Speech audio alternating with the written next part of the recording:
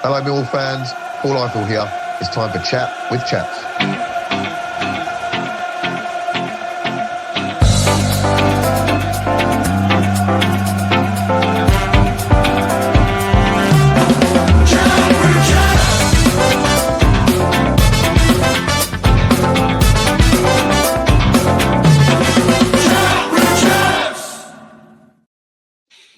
Hello, Millwall fans, and welcome back to another episode of Chat with Chaps. This is a very different type of episode today, and we have a special guest joining us. I welcome the first Phil. Let's give you the proper intro. Phil Korklin from Momentum Sports Management, who is a football agent. Phil, welcome to the show. Thank you very much for having me on. No, thank you, mate. We were joking off air, but you've eaten enough Nando's, and contracts are all signed, sealed, delivered until January. So you're putting your feet up at the moment, I'm sure. I jest. Thanks for coming on, mate. Thank you. And the other Phil, no means least, Mr. Phil Clark, my partner in crime, interviewing today. Phil, how you doing, buddy? I'm really well. Looking forward to this one. This is it's a really popular subject, and in my role in the real world as a recruiter for 30 years, I'm fascinated by the whole world of football agency and kind of how different it is, or how not different in some respects. So I'm really looking forward to talking to you, Phil. Thank you. Yeah, and we have to say, obviously, normally if we can get ahead of time, we'll ask various forums for questions that we can ask the guest, and I don't think I've ever been so inundated with questions. So, Phil, we've got loads for you. So looking forward to getting started. But, I mean, just tell us a little bit about yourself, mate, if you don't mind, and how you got into the industry in the first place. So I've had an interesting introduction to football, I suppose. It comes twofold. So I was born in a place called Stanmore in Middlesex, which is northwest London. Millwall fans will know it as the beginning of the Jubilee line that's 5 stops from Wembley, and you've had some joy at Wembley as well. So I grew up in Stanmore in Middlesex, and my dad's from Sheffield. He met a lady from London who's my mum, and then she lived in Sheffield for a year, and then she said, right, we're living down in London. So I grew up as a Sheffield United fan, but then we basically, my dad's an accountant, and he met one footballer who became a client, and he introduced him to a friend of his who turned out to be the legendary Les Briley. And then my dad started doing tax talks and had a lot of involvement with a lot of the players from like the late 1980s at Millwall. So although I grew up a Sheffield United fan, I was born in 1983. So I was 4 years old going to the Den with my brother, who's 3 years older, who I need to give a shout out to. So Ben, my brother, is a massive Millwall fan because of the introduction we got to kind of go and watch football in that way. I thought that every football stadium had a fence around the pitch, but it turned out it was just a Den to stop fans from running on the pitch. So we used to go and watch football a lot at the Den, and they'd stand me on the little settees in the players' lounge, which was probably a porter cabin or something at the old Den. They didn't have women's toilets, and I just thought that was the normal experience of football. But we were very lucky because we'd have David Byrne or Les Briley or Ian Dawes come to our football birthday parties when we were kids. And then for one of my birthdays, Brian Horne gave me, if you can picture Peter Shilton in the 1990 World Cup with the kind of fluorescent green and black kind of zigzag goalie shirt, Brian Horne gave me one of those that he wore for England under-21s as a birthday present, which I've still got signed. So my kind of involvement with Millwall, even though they're my second team really, but we knew a lot of the players, and my dad knew a lot of them. And I think I remember Jimmy Carter phoning my dad once and saying, Selwyn, who's my dad, he said, Selwyn, where's Liverpool? And my dad said, why are you asking where Liverpool is? He goes, oh, well, because Millwall are selling me to Liverpool. So I've got to kind of know where I'm going, and he was on his way. So my experience and my knowledge of football came from that, of watching Sheffield United and Millwall as a kid. And then basically my dad probably should have become an agent because he knew a lot of players then. And we kind of saw young Tony Cascarino and Teddy Sheringham playing up front together, and Terry Hurlock playing with Les, and Steve Wood and Alan McCleary and Danny Salmon, Ian Dawes, Brian Horne. So that was like that. I loved that. That was unbelievable. And then my dad had a successful accountancy practice, so he had a lot of them as clients. And then when I finished university, I did a sports studies degree combined with business and statistics. Did a lot of football coaching, and then about 18 years ago, we decided to set up an agency ourselves. And then we went into that for about 2 years, and then funny enough, actually, one of the players, I ended up going to work for a bigger company, and one of the players that kind of associated with a deal that I did in order for us to kind of meet this agent was Theo Robinson. And Theo actually then went on to play for Millwall and scored a famous goal against Palace as well for Millwall. So his stint was short-lived there, but we had some good times for Theo at Millwall as well. Wow. And I think didn't he score a hat-trick against us as well? I seem to remember. Was that Theo Robinson? Played for Sheffield United as well, I'm sure he did. No, so Theo, so I took him from Watford to Huddersfield. He was in the Huddersfield squad that had Lee Novak, Jordan Rhodes, and a couple of others. They played at Millwall in the semi-final of the playoffs, but Millwall beat them in the semi-finals. It was when Lee Clark had that really long unbeaten run spanning 2 seasons. So I had Theo at Watford, went to Huddersfield, then he went to Millwall, Derby. He ended up being like joint scorer for Derby in the Championship under Nigel Clough. They did well. And he went on and played for a few other clubs, but he done well. He's kind of just always went and scored goals. He had a lot of pace and could run in behind, and like was a typical kind of Kenny Jackett player, I felt, in terms of being a good attacking player. Yeah. And I think so. You've now got your own agency. Roughly how many sort of players do you have on your books at the minute? So we have. To answer that, so when I went to a bigger company, I was there for 7 years. They looked after a lot of players, and kind of had a really good experience with players that went on and played for England and had good transfers to big clubs and stuff. And then I left after 7 years with a few of my clients, went to a smaller company that was a good place to go for a couple of years. And then I met my now business partner, who's the ex-Millwall player, Brian Howard. So he just retired from playing, and we just clicked. We got on really well. Like, he's from Southampton, but it's kind of two southern guys that had a lot of good connections up north, especially in Yorkshire. And we just clicked and got on really well. So we've just celebrated our 8th anniversary. So we've been going for 8 years. And we've got about 100 players probably of varying levels and kind of the depths of their careers. But it's been a brilliant 8 years, and feel very proud of what we've built, really. No, congratulations. Awesome. That's no mean achievement, I guess, in a very competitive and ruthless sector, I would have thought.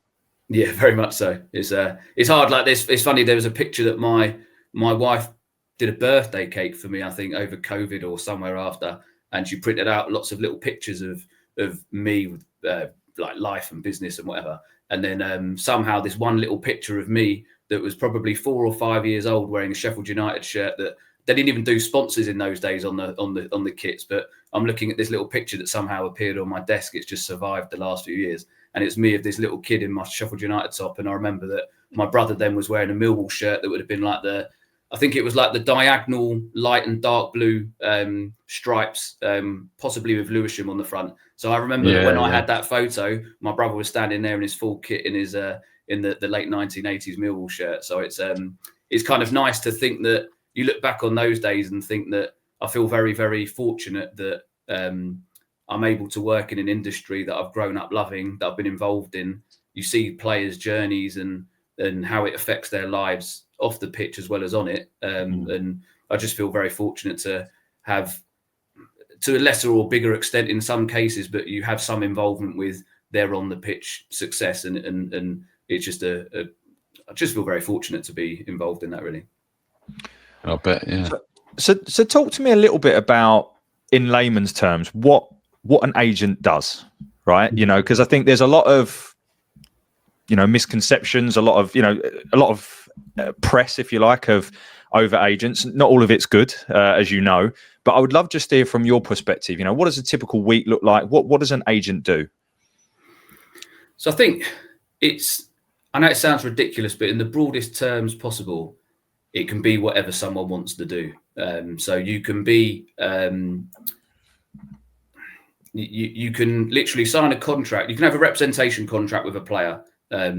So if you break it down into those terms, you have to have a contract with a player that then says that you exclusively represent them.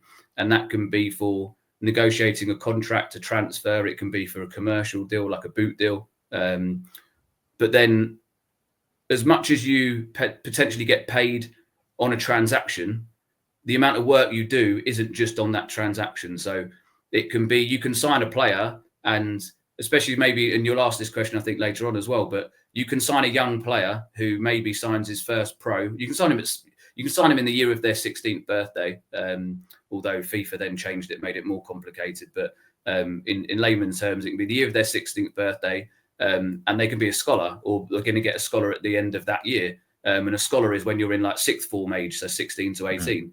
So you could sign a player who's basically at college age. They can sign their first pro, which you probably don't get paid on. And then you can maybe sign their second pro, which you might not get paid on as well. So there's a lot of work that goes into it from a mentoring perspective. You can also possibly be a surrogate parent, a surrogate brother to them, or you can be lots of different things to help kind of guide them in the right way, whether it's from a pastoral care perspective, like a social care aspect, depending on what their family situation is as well. So, and then that's just kind of off the field stuff. And then on the field stuff, you can work with them from a point of view of maybe looking at their clips, going through their games, going to watch them, to give them that support of them feeling like you're there and you care about their career, but then also about looking at how they're performing, and then you can also then take it to the next level of sports psychology, where they might not be coping very well with maybe how a coach is treating them, or a manager, or teammates, and or it might be that another player has been brought in that then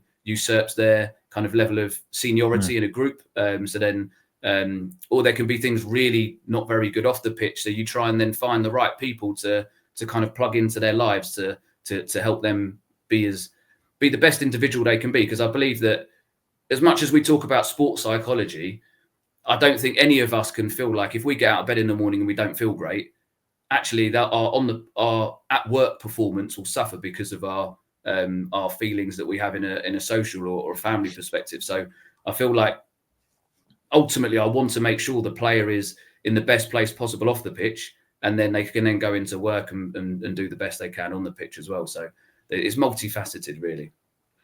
So it seems like you've kind of got, just to sort of summarize what you're saying there, you've kind of got all of the things that people perceive agents to do, which is to negotiate contracts and, I guess, facilitate moves and all those sorts of things. But then you've also got almost like a player welfare type role. Obviously, I know it's not, exactly those things, but a way of just ensuring that performance is always optimal, and ensuring that if there's anything that you can do above and beyond commercial deals, that you're doing that to facilitate performance, right? Would that be a fair kind of summary? Yeah.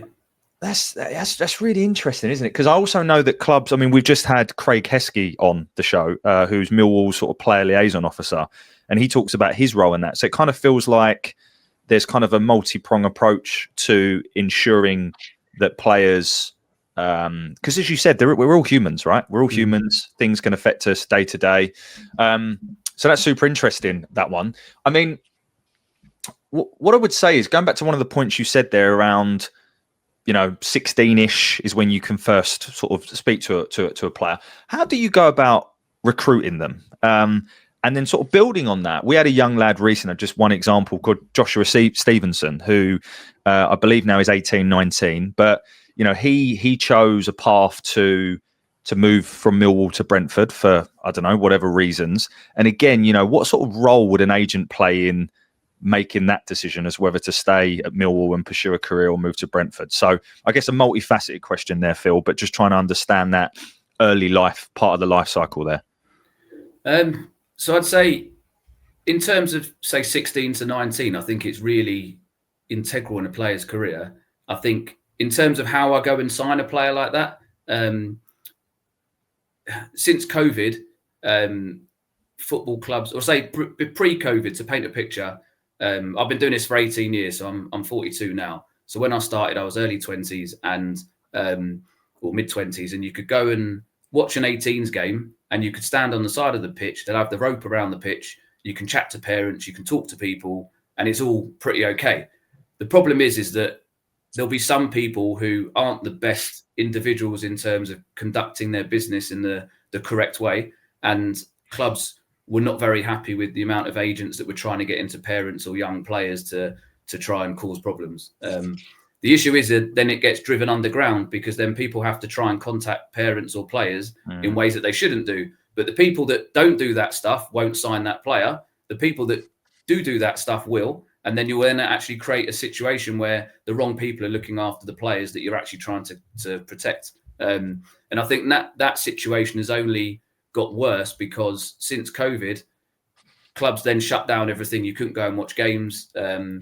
Everything was kind of very much behind closed doors. So then when they opened it up again to the public, they then said, right, from a safeguarding point of view, that was their opportunity, I believe, to say, right, scouts are all in this corner, and they have like a little cordoned off area.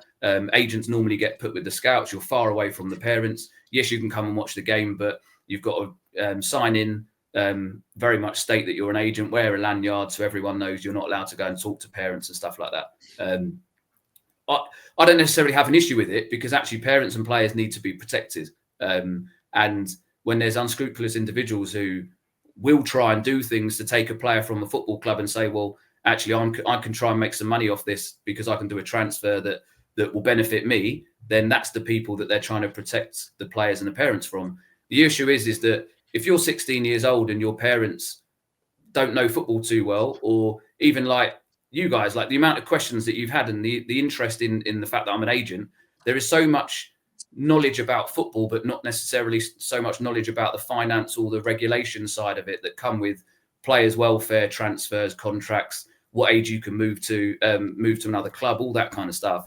And parents don't necessarily have the support in order to go and ask the right questions. And clubs are trying to improve it. There's an organisation called the Number One Fan Club that Miles Lewis Skelly's mum set up, and she's called Marcia Lewis, and she's done an amazing job. And I've done some work with her, sat on a panel and done a podcast as well. And they're trying to educate parents to arm them with all the information, so that then actually they don't need an unscrupulous agent to come and go, oh, there's a club interested, or if you do move, you can earn this money, because actually the parents are understanding it themselves, and they're able to go to clubs and discuss things on behalf of their children.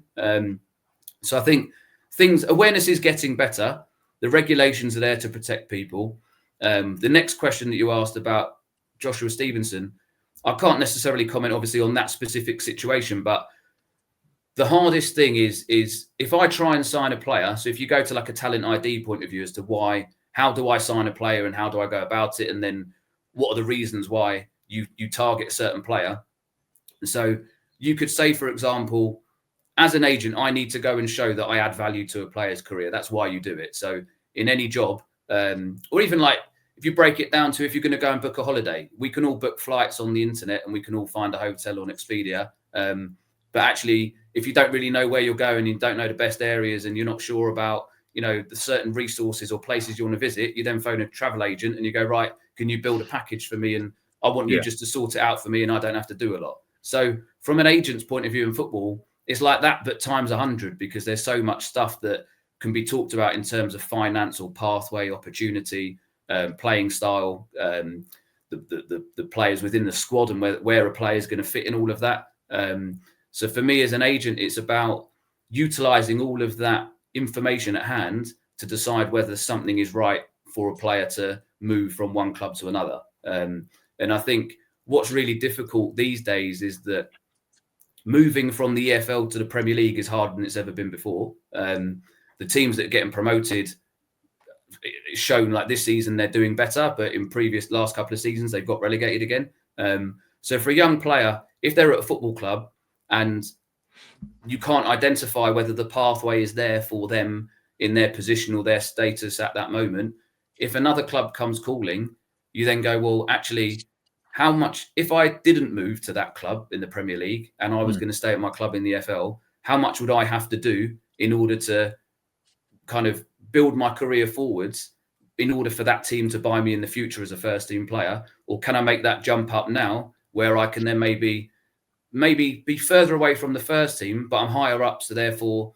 if I go on loan, can I go on loan to a team that's at a higher status than I would have gone on loan to if I'd stayed at my club? or can I get in the team and play in the Premier League for the team that's bought me? It's so difficult. And I think it's basically, I would never say there's a right or a wrong situation or decision. I think it's very much there's two different decisions, two different options, and you go through door one or door two, and you just have to kind of use as much information as you can to make the most informed decision, really. And how do you, so there's, again, I'm not asking you to speak to that specific example of Joshua Stevenson, but like in an example like that, where you've got potentially, if player X decides to stay with Millwall and in theory break into the first team over a year's period and come into the side and then potentially get sold for more money later on down the line, versus selling the player, moving the player now, but maybe the next big payday comes in 4, 5, 6 years. As an agent, obviously you get paid, I'm assuming, on either of those outcomes, but one's more of a short-term impact, whereas one is potentially longer. How do you, I guess, commercially, morally, all those different things, how do you think about making that decision and that recommendation to a player? I think I could probably give a real life example, actually, that won't be exactly the same, but it will be it will show you that journey or that decision-making process. So I was fortunate enough to come across Josh Stokes, who was at the time was playing for AFC Sudbury in Step 4. So for people that aren't so aware of the non-league pyramid, Step 4 is 3 leagues below the National League. And he'd been released by Ipswich as a 16-year-old. Because of COVID, he couldn't go on trial anywhere. So he ended up signing for AFC Sudbury, which is one of the best college schemes in the country. But fortunately for him, it was kind of on his doorstep near Ipswich. And Josh ended up being in the college scheme, playing 80 senior games for Sudbury and their reserves, who play in Step 6, and then the first team who played in Step 4. And he ended up getting a load of goals and assists. And when I signed him, he wasn't 19 yet, so I signed him at 18 in the third year of his scholar. And a lot of teams were showing interest in him. And it kind of shows again about decision making and things that you can weigh up and why an agent is important. Because when I managed to sign him, his dad put a lot of faith in us. And basically, a lot of people say, "Oh, yeah, you can go on trial. Teams in League One want you to go on trial." So I said to them, "You don't need to go on trial because you're already playing first team football, which is the most important thing. That's kind of the mecca of what you want as a footballer." So at the end of the day, I say it quite a lot to people, and sometimes it's a bit unfair, but under 21s is never going to pay your mortgage, because after a while you're going to be over 21 and you can't play for the 21s forever. So senior football for me is the key in everything, every decision-making process. Not in terms of saying, "Are you going to play first team football now?" but is there a realization that first team football will come at some point? And so Josh was doing really well in Step 4. And then there was some interest, and we said, "Look, you know what, just stay till the end of the season, do what you can at AFC Sudbury, and then we'll review it in the summer." He ended up getting like Player of the Year, I think it was, or Young Player of the Year. And we managed to move him to Aldershot for £5,000. And there was a sell-on clause as well. So it kind of worked that if he were to then progress and do well again, then Sudbury would kind of benefit from that as well. And then basically he within 6 months, he became one of the best players in the National League. And we had half the Championship and some Premier League teams looking at him. Why? Because he was producing in the first team and he was doing well in the FA Cup. They went and played, I think it was in November time or something. They went and played Swindon in the first round of the FA Cup. Aldershot scored 7 goals within about 60 minutes of the game or something. He was involved in 4 or 5 of them. I think he scored one. He should have had another goal that got disallowed, but never should have been. He won a penalty, got a couple of assists. They went to a league, I think they were League 2, Swindon. They absolutely blew them away. It ended up being 7-4 to Aldershot. And then they went and played Stockport the round after. He was unbelievable. I think he scored 2 in the first game, and then it went to a replay, and he did brilliantly in the replay. And again, he featured on Match of the Day. He was getting a lot of publicity. So again, you go, well, because we've made good decisions, and he's then gone and absolutely worked his socks off to show that he's capable of playing at this level, then the teams, not necessarily they come to us, but all of a sudden people go, "Well, yeah, Phil, I remember you told me about this player when he was playing for Sudbury. Now we can see that he's adapted and he's able to play higher up." And then what happens is you then go, right, what's the next step for him? Because teams want to buy him. You could wait till the end of the season, which only have been his first season in the National League. But then you go, now, actually, we've got to strike while the iron's hot here. He's had a brilliant first half of the season. His time is January to get a transfer. but we don't necessarily think that his job is done in terms of his playing, because we felt like he needed to learn a full season under his belt in the National League. What happened then was teams from the Premier League who have B teams or under 21s, they then go, oh, we'd love to buy Josh because he's only 19, he'll be 20 in the April or whatever. Like, we think he could come and play in our 21s. So as an agent, you then go, well, hang on, why does he need to go and play 21s? What's the point of 21s? That's to prepare a player to develop to go into a first team. Well, if he's already doing that in a first team, he doesn't need to go and do that again. So basically, with kind of all respect to the teams that were interested, it sounded great. But you go, actually, if he goes and plays for a team in the 21s, he's wearing a badge on his chest that represents that club, but he's not actually playing for their first team. So actually, if we look at maybe a championship level where I do believe he can go and play in the championship, then we feel like it's close enough for it to be a reality, but then he's still got time to develop. So he then, in the end, he went to Bristol City, who have a brilliant pathway and a superb kind of idea on what they want from their youth players and integration into the first team. So he went back to Aldershot for the rest of the season and played on loan for them. And then last season, he did pre-season with the first team at Bristol City, then goes to Cambridge on loan. And although they got relegated, he was more or less player of the season and was brilliant. And then this season, he signed a new 3-year deal for them and for Bristol City. And then he was going to be integrated into the first team. And then he made his full debut. He played in pre-season, but had a bit of an interrupted pre-season, then made his full debut away at Fulham in the League Cup and sadly broke a metatarsal. So he's been out. He'll be out for a few months, but hopefully be back soon now. So for me, it's all about quite a high-profile manager actually said this to me once when I asked him how he makes decisions. You look at the end goal and then you work your way backwards. So you kind of go, this is where I want to get to. How can I get there? And then you try and weigh up and analyze exactly what those processes are. And like I said earlier, it's not right or wrong. It's just going, actually, what's right for this player in this environment in order to get to the first team and play men's football as quick as possible. Yeah, it's Phil. Just one quick one. Sorry, mate. It's when you actually strip it back, it's all about building the right CV for the player to achieve the end goal, and that is what we all do in any capacity. So it's just as you were talking through, I was finding similarities to my own personal career path, which has got nothing to do with football. But Phil, Mr. Clark, what was you going to say? Sorry, mate. Can't hear you. Still can't hear you. I'm gonna carry on until we can hear you, mate. Can you hear me? Now we can. Go for it. Yeah. Apologies, because my son was trying to FaceTime call me. Everything went pear-shaped. He's just gone on holiday. I think I'm right, Phil, that as an agent, you can only sign a player for 2 years. Is that right? That's correct, yeah. So it's a really difficult balancing act. That's what I was going to ask you. Yeah.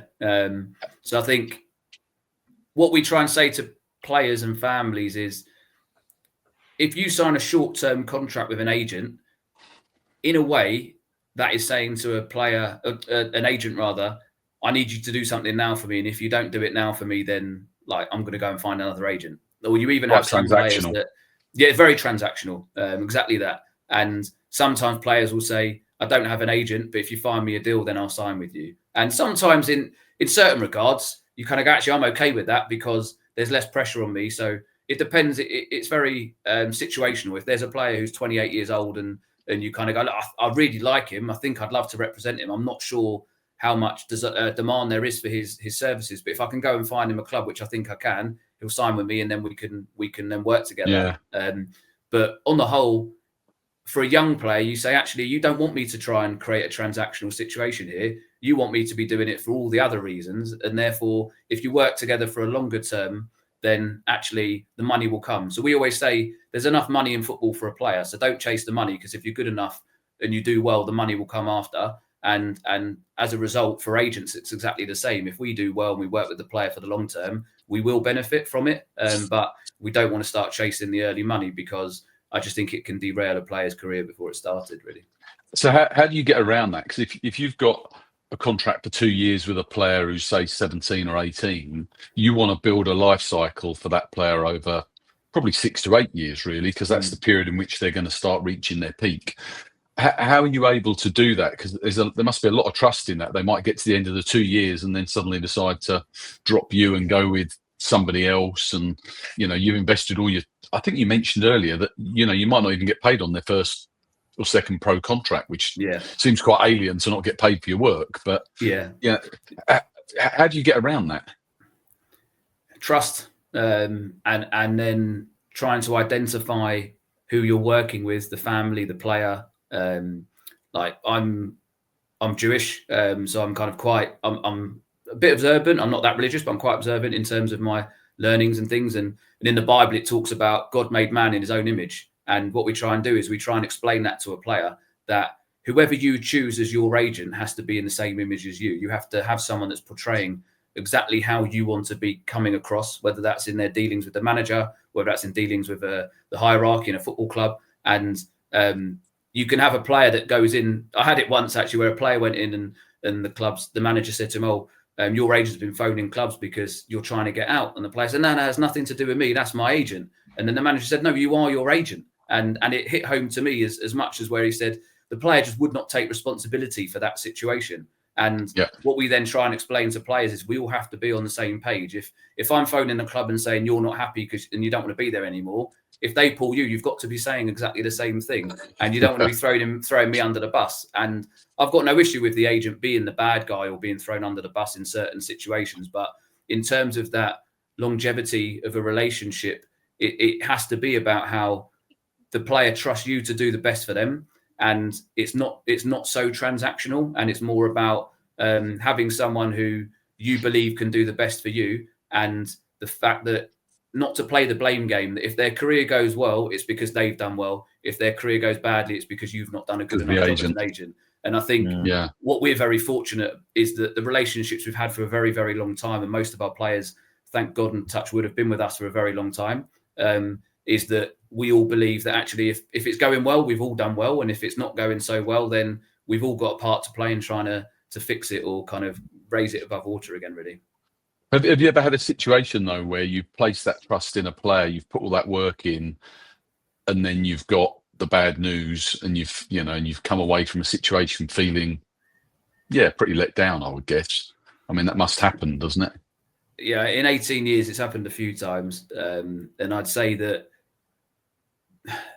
because I'm not transactional, I actually get affected quite a lot by it, because you're quite emotional. Yeah, so in the same way that you cheer, you guys probably, and I did to a degree as well, watching Gary Alexander score from 50 yards against, was it Scunthorpe in the playoff final? So that feeling of elation you get as an agent when you see your players score. I've had players score at Wembley and been involved in amazing situations, and so you live and breathe it in the same way that you would feel like if something happened to your child, that you live and breathe that, whether it's good or bad. You have that as an extension with your players, because you talk to them more than you speak to your family and friends sometimes, and you're involved in so much of their career that then to be told, actually, I'm going in a different direction, or someone else is going to go and represent me now, you kind of go, well, I didn't really expect that. There'll be occasions where you think, actually, no, this relationship is a bit more transactional, or they're very geared towards a certain thing happening in their career. And if that doesn't happen, that specific situation, then as much as I know it's not my fault, I know that they will make that decision to go and find someone else that can try and make that happen for them. And at times it's actually happened where they've gone somewhere else and they've realized that actually it wasn't there for them, whether it was us telling them or another agent telling them, it just wasn't there for them. And they've actually come back and said, look, I want you to carry on representing me. So it's at the end of the day, it's life, isn't it? There's always people that want to hear different things, or they believe what the last person told them, or they just hear what they want to hear. But overall, you have those relationships that are deep bedded, and we've done it for a long time, and you just hope that, just trust and faith, really. You do as much as you can to keep people happy, and sometimes you can't have any control over it. Yeah, because you mentioned about the relationship, and I would guess that it's symbiotic, because ultimately the player has to trust you, and you have to trust the player. But also there must be conversations around kind of managing the players' expectations as well, because I can only guess, remembering me as the 16, 17-year-old, that they'll want to run before they can walk. And there must be outside pressures on them, be it family or other agents or players in the dressing room or whatever, where you have to be that voice of reason that kind of tries to sort of stop the pot from boiling over almost. That's a really good question. So it's in a presentation that we put to players when we go and meet them. We've got a lot about the track records of our players, testimonials of what players said about us, which is some very nice things. But then we have a bit of like a psychological player welfare, mental health side stuff, which I did years ago before it was all a buzzword and stuff, but it was just things that I've always felt very important. But one of the biggest things for me, because of social media and outside pressures, is that to really help players manage expectations about comparing their insides with other people's outsides. It's a nice quote that kind of comes up every so often. And basically, we say to a player, if you go, I know this is getting into real depths of kind of where we are in society, but if you go onto Instagram and you go onto the page of the people you choose to follow, but now actually it picks up people that you don't even choose to follow. And then you go onto your algorithm page where you go to search, and it's got loads of things that are kind of associated with what you've been looking at or what people look at that you follow, whatever. So if you're a young footballer, you're going to follow lots of other young footballers. You're going to look at things with nice cars and whatever it is, and fashion brands and all sorts of stuff. And what we say to players is, you'll see a player who might be the same age as you at a club that might be similar tier to you, and you think financially they're at the same level as you, whereas you're on a low wage, and you see this guy who you play against every so often lean against his Mercedes C-Class or whatever with a pair of £500 trainers on, with his arms crossed, posing for his mate who's taking a picture. And straight away you sit there and you go, oh, I'm on like £250 a week here, and yet that lad's posing in front of his Mercedes with £500 pair of trainers. How can he afford to buy that? They must be on a big contract. I'm on a rubbish contract, so I feel let down, or my agent's not done a good job, or I'm not good enough.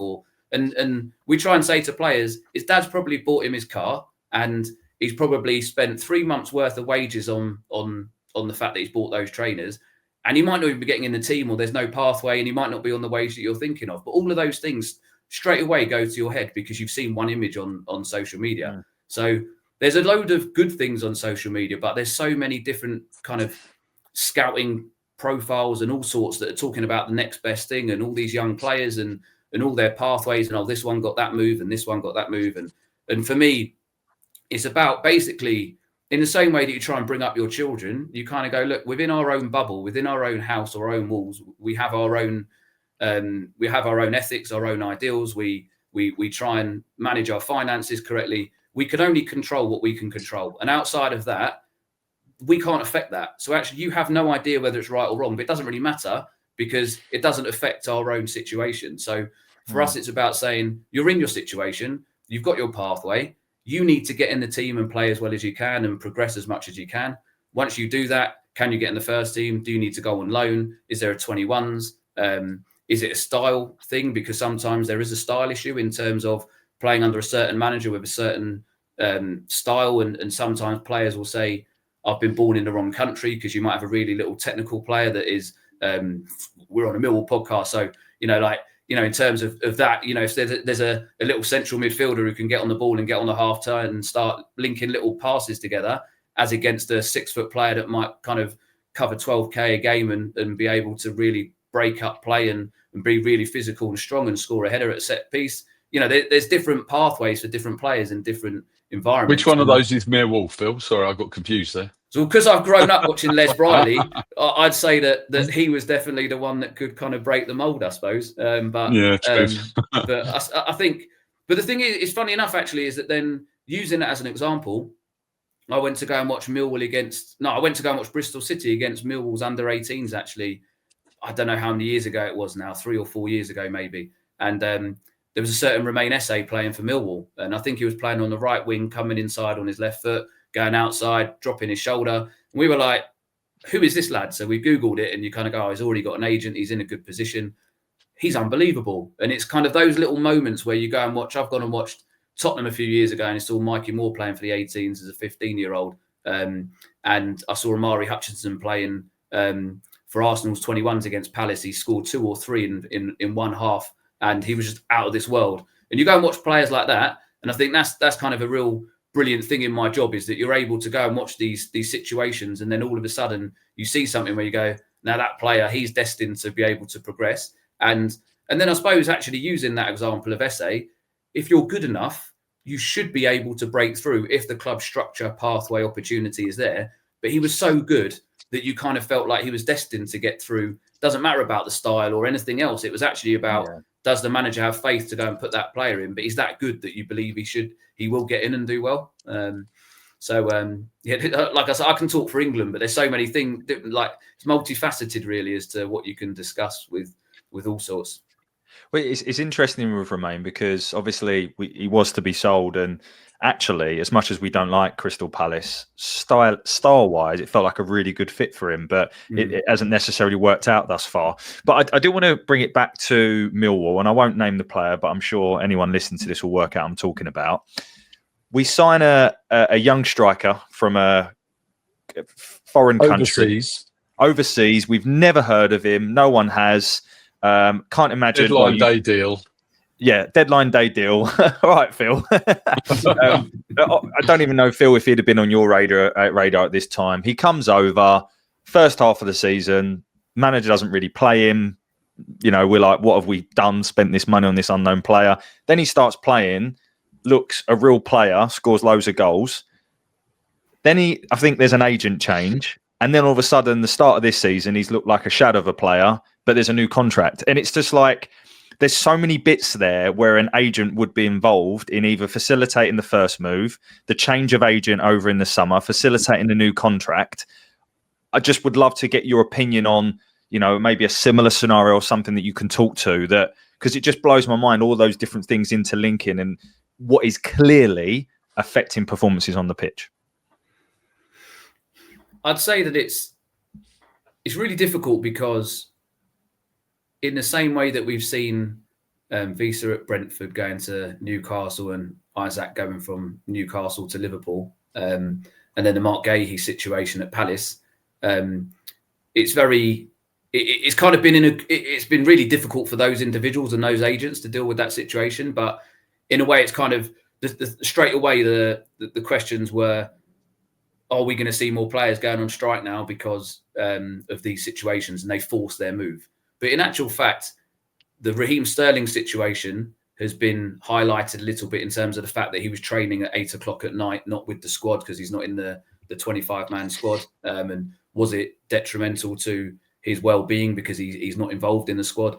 And taking away money for a moment is more the fact that you can see straight away, if club says, I don't want to sell you, you're not going anywhere. So it's actually going, well, actually, if I've got a job as a footballer and I've only got a limited time period to earn money, that is what my skill set is. I don't know what I can do after playing football and what money I can earn. So in terms of you're a self-employed businessman and your skill set is to play football.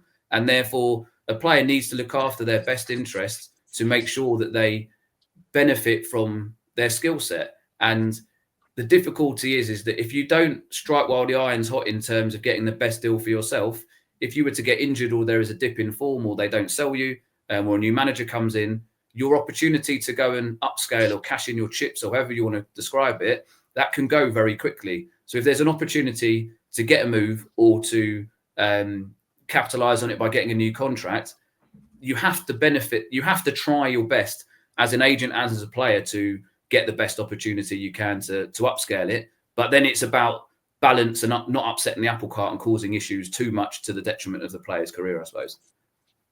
Yeah, which I guess it's a really interesting area because just thinking more broadly rather than that particular individual case, but there's normally a reason why a player would change agent not long after they've just got a move, I guess. And again, am I right in thinking that if you represent a player to club A and then you get them moved, they're there for 3 months, that player decides to, your contract comes to an end or whatever, and they drop you, the new agent takes over the contract that the player's already in that you'd previously negotiated, but that new agent's not earning any money on that deal until they either move him or renegotiate terms. Is that right? I'd say broadly, yes, you are correct. It depends how diligent the agent has been in terms of doing that the former initial agent deal. or the new agent.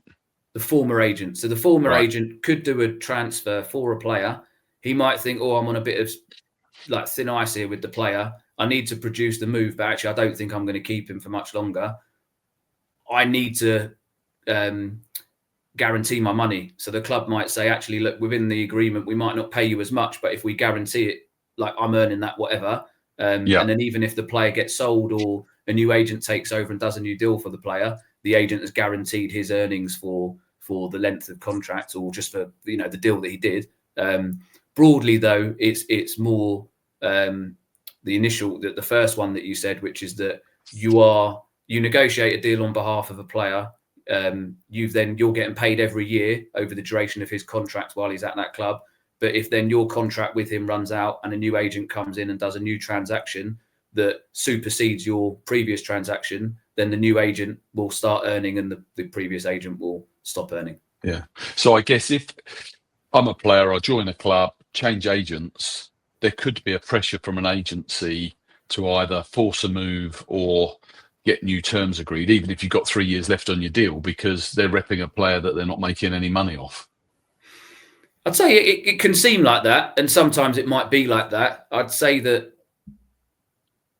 where I would say from an agent or player perspective, why has that player changed agents? So they've changed agents because they want something to happen. Yeah, they want something to happen that hasn't happened already. So is it they want their move and they don't think their previous agent was connected enough or had certain relationships and can get them that move, or they believe that actually they were being undersold from a new contract point of view, and therefore they felt that again a new agent could go and get them a better contract. So I think it's difficult because for fans, or in life, I suppose, everywhere, there's always conspiracy theories as to why someone has done something. But then I do think that there are reasons, whether people agree with them or not, there's always mitigating circumstances as to why someone's done something, and then what the fallout from that is really.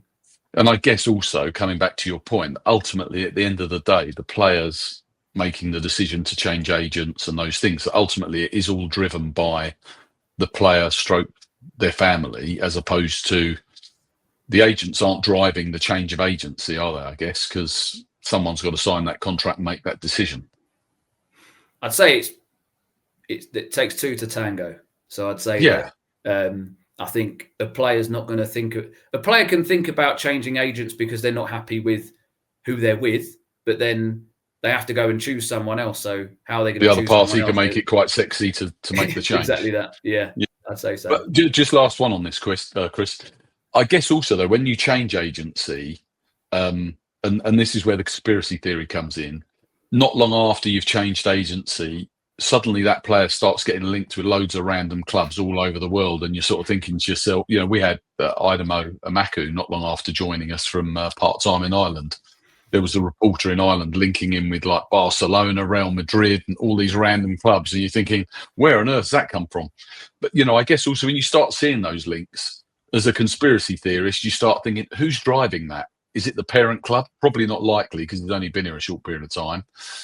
Is it the player stroke agent? You sort of, who stands to benefit from it? Yeah, you start thinking, where's all that coming from? Or is there just genuine interest from 15 clubs all over the world? I'd say when there's like 15 clubs named, I just think you sometimes go like be a bit more original. Do you know what I mean? Because I just think there's not going to be 15 unless you're Lionel Messi. Not 15 teams are going to be. They might have all gone and watched the player because they've done well, and then they go and send live scouts or they're linked with them for certain reasons. But I think sometimes you see a massive play. Yeah, like I'm not a massive fan of it in terms of people being linked with all and sundry, because I just think all it does is puts pressure on a player that then all of a sudden he's got to go and perform even more because everyone knows that people are supposedly looking at him. If they don't sign him, well, why hasn't he moved? Because has he not done as well? And I just think it weakens everyone's position. One thing but it also puts pressure on the parent club, I guess, to sit down and get that new deal in place to calm things down.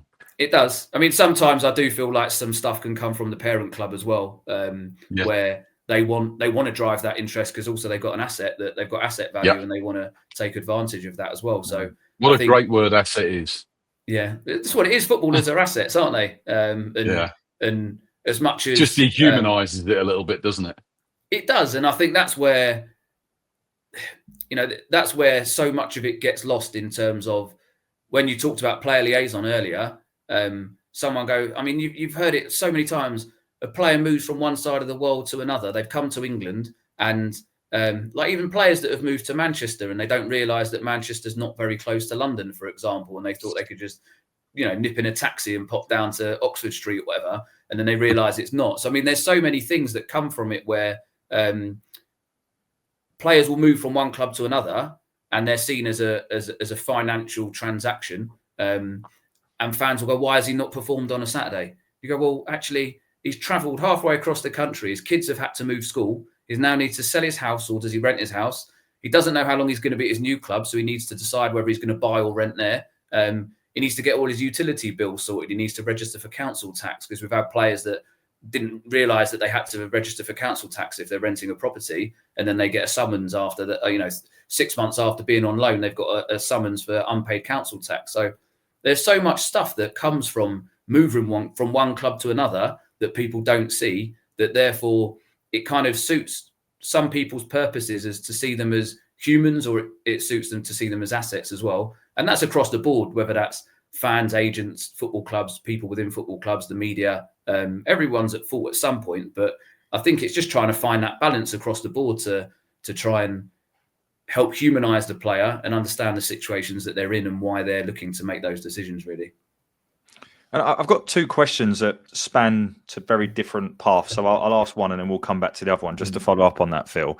I think the first one is talking about humanising players and moves. I think when you do that, it is quite transferable to if, Phil or I was to move location and take a different job up north. And it's very sort of, when you strip it back, the types of questions you would ask yourself: do I fit in with the current manager and the setup? Is it an environment I'm going to thrive in? Do I want to move 4 hours up? Like all those sorts of things. But I guess to ask a question off that, how do you think about, with the players that you represent, when you think about things like that, manager, style of play, environment, other players they may know, where it is location wise, where you'd have to move your kids to, all those sorts of things versus money for the player? Like, how do you balance those two things out? Because they're huge, right?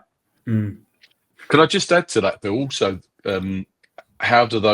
what's the reputation of the club in terms of how they treat players, be it the manager, be it the club itself? How does that fit into everything Chris is asking there? I think there's so many things. It's basically, so first of all, it's probably how old is the player?